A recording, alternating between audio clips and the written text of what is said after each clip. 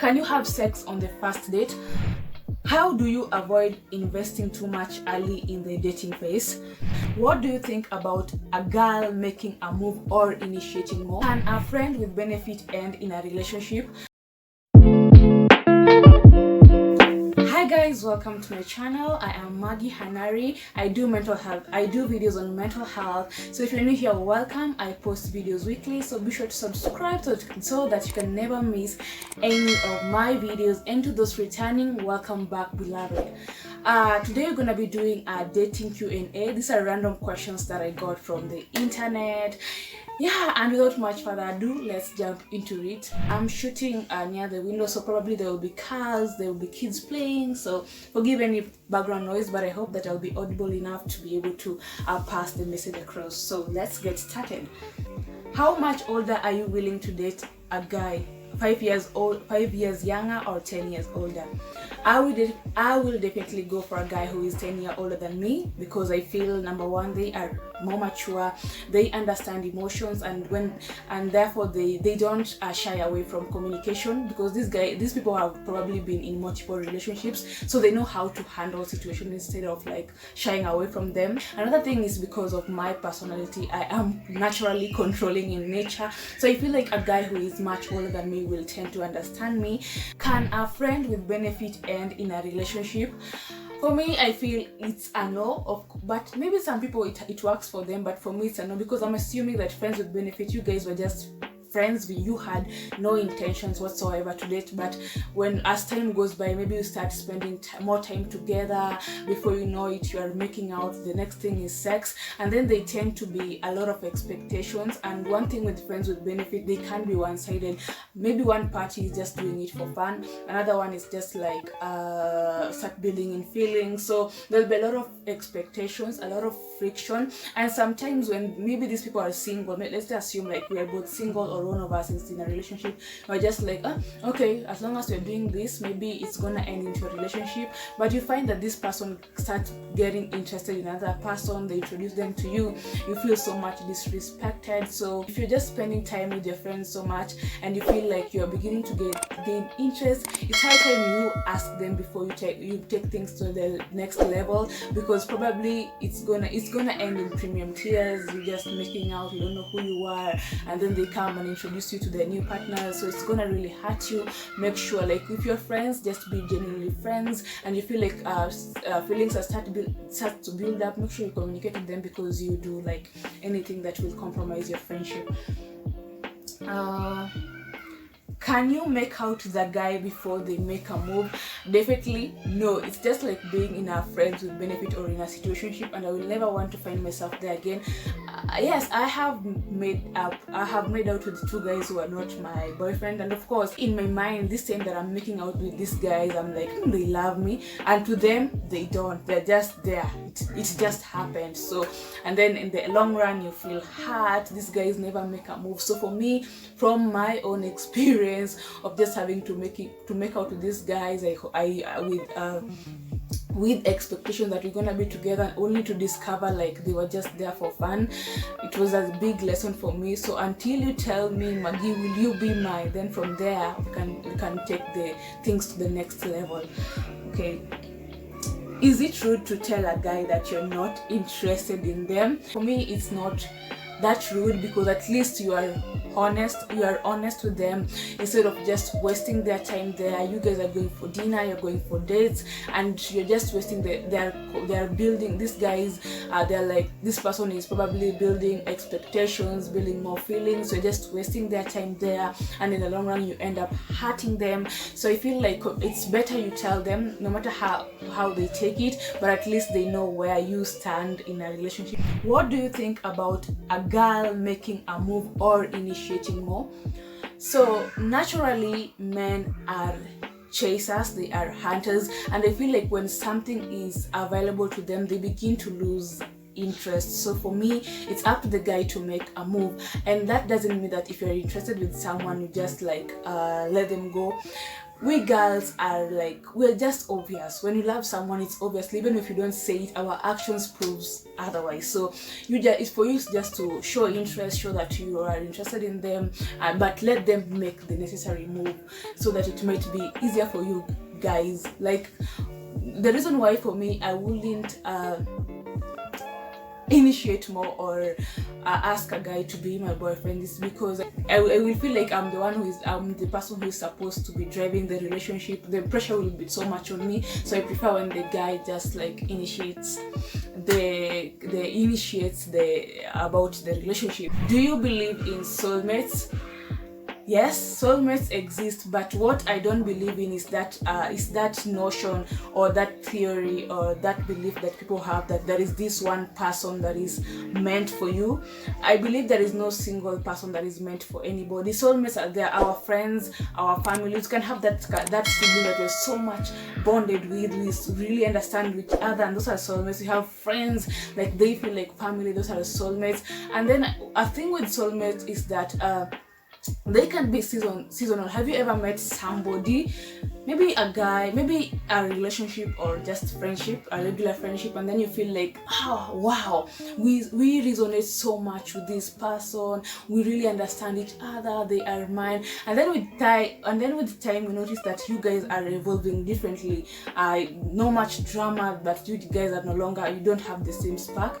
So for me, which is probably okay. So for me, there is no one person for anybody, and it just depends. These things are seasonal. You can find somebody who you so much connected at this moment, they feel like you are significant others, the next minute they are not. So there is no one person for anybody. So soulmates are just like people we kind of like only time can tell.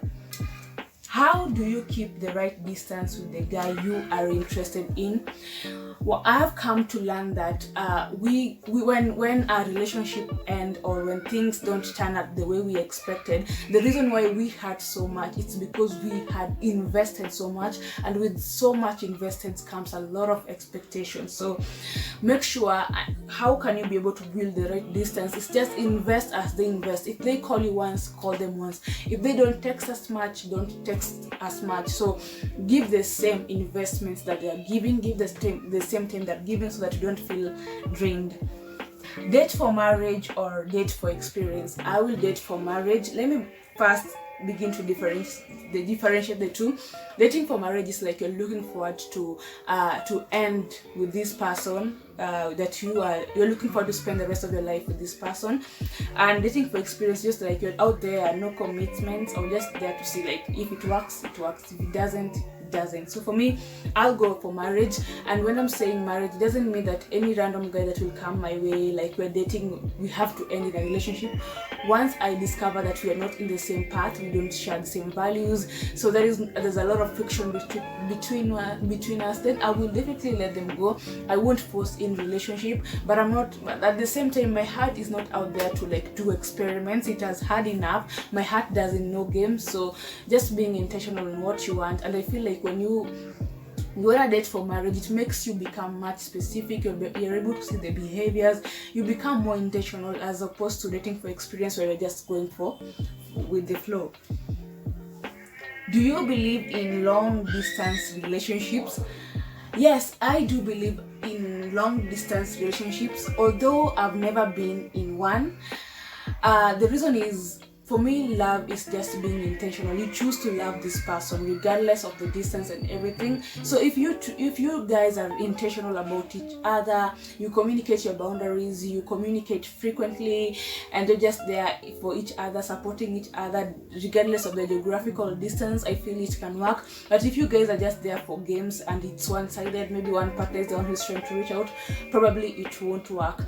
And the only disadvantage of a long distance relationship is that you're not able to learn the behaviors of a person, because maybe you're just communicating through Zoom, meeting once in a year or once in I don't know for how long. But I feel it can work if you two decide. Two people cannot work together unless they agree. If you decide to stay committed to each other, if you decide to communicate and how you're gonna be meeting, I feel it's gonna be okay. Because there's some people who see each other daily, but in the end they don't end up together. So it's all about being intentional. How do you avoid investing too much early in the dating phase? Okay, I don't know if it's just me, because what happens when I'm dating someone in the early phases, on the third day I've seen the kids, I've seen the wedding, I've seen our dream vacation. I tend to build in a lot of energy in it, and then when things don't turn out the way that I was expecting, it just hurts. So I feel the best way to avoid investing too much early in the relationship, number one, is just take that phase as a learning phase. You don't know this person yet, so take it as you're in a class, you're getting to learn about their interests, their hobbies, their values, their beliefs, and just seeing if they align with you.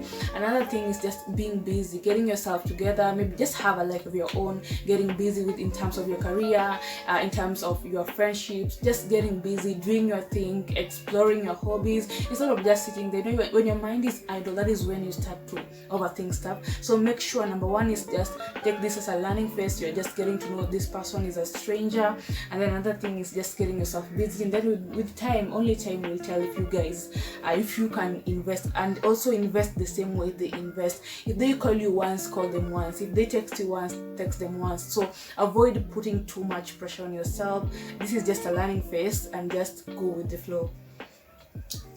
Okay. How do I know my partner has moved on from their previous relationships? The first thing is you listen the way they talk about their previous relationship. If they only point out their ex-partners as the ones who had mistakes, blaming them from the failure of the relationship, then that is a red flag that this person is still bitter, this person hasn't forgiven their ex-partner, and definitely they're not ready to move on. They are not ready to enter into this, they're not ready for this next phase in their life. You are probably a rebound to them, so make sure you listen the way they talk about their exes. And also, sometimes comparing you with your exes or talking too much about their previous relationship, even when you have not asked, it's another thing just to show you that this person has not moved on. Another thing is they're communicating with their ex. For me, once we break up, it's over. There is no communication whatsoever. But when this person keeps on, they call their ex, they text their ex, probably they haven't moved on, and that is a huge red flag. So sis, it's time to carry your things and go. Any advice to minimize fear of abandonment or having a heartbreak? No, fear is a form of trauma, and this fear can occur as a result. Maybe you have been in relationships where they were not working, you have the same patterns. Maybe all your relationship you are always being the one who is body shamed, or maybe in all your relationship they never care about you. You're the one who's always calling, paying for dates, you're doing everything. So when these patterns grow, and then you find them in each of your relationship, it brings out fear, and fear is a coping mechanism because you're trying to avoid something. So I feel the moment you have fear, it's time to step back and just see what is wrong with you. Not what is wrong with you, it's just getting to understand yourself, because this is something that is reflecting on you. It's telling you there is something wrong, something needs to be done, because you cannot be operating in a fear mode. You need to be so much confident. Not that they won't hurt you, but just having to trust yourself that even if they hurt me, I'll be able to take it. So that is why I always tell people, once you are on a breakup or you have ended a relationship with someone, please don't rush to get into another relationship. Make sure you stay with yourself and heal. Can you have sex on the first date? Sex is a huge debate. Some people are just okay with having it on the first date. Some people it's just you've just found yourself having sex because you are drunk. But I feel like sex is not just pleasure. It's not about the pressure that comes within, but there's also risk involved. You can get STIs, you can get pregnant, and then sometimes you find yourself behaving in certain ways and you wonder, why am I behaving in certain ways?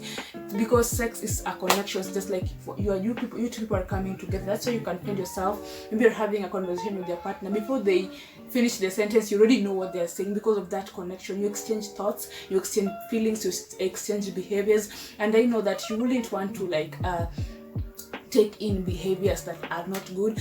So make sure you are well informed, or you get to know this person that you get to know a person first before you get to have sex with them. Another thing is that when you bring sex as the first thing on the when you bring sex on the table as the first thing that you're trying to offer in a relationship, it means that you will need more sex to like keep up with the relationship. What's your definition of love? My definition of love is just being intentional. When I say like love is intentional, it means that it's not about the feelings. I know most of us base love in the butterflies when we see the phone ringing or we see their text messages, but when it comes to love, it's more than just feelings. It's more than just the moments that we spend together. And I feel like married people can tell you this. Like, you don't always wake up that you feel like you're so much in love with your partner. You don't always feel those butterflies. And again, you're going to work, you're meeting a lot of people. So just for you being intentional and just telling yourself, I chose this person and I'm gonna love them for better, for worse. Even those days that I don't feel like talking to them, I still gonna love them. So my definition of love is just being intentional, not just feelings and butterflies and all those crazy stuff.